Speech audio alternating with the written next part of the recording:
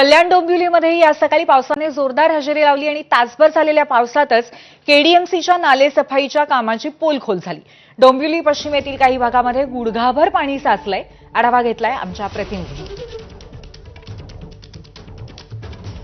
मे महिन्यामध्ये मान्सूनपूर्व पावसाने हजेरी लावली होती आणि मधल्या काळामध्ये पावसाने पुन्हा दडी मारली होती। आता पुन्हा आज 7 जून आहे। 7 जूनच्या पहिल्याच दिवशी जो आहे तो कल्याण डोंबिवली उल्हासनगर अंबरनाथ बदलापूर या परिसरामध्ये पावसाने जोरदार हजेरी लावलेली आहे।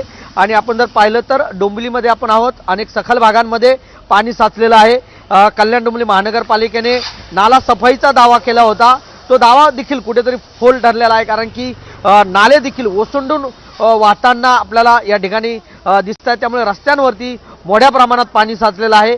7 जूनचा हा पहिलाच पाऊस आहे आणि पहिल्याच पावसामध्ये कल्याण डोंबिवली आणि या परिसरामध्ये जे नाले सफाई झाली त्याचा पोलखोल जो आहे तो आता झालेला आपल्याला दिसून येत आहे। सुरेश काडे, एबीपी माझा, डोंबिवली।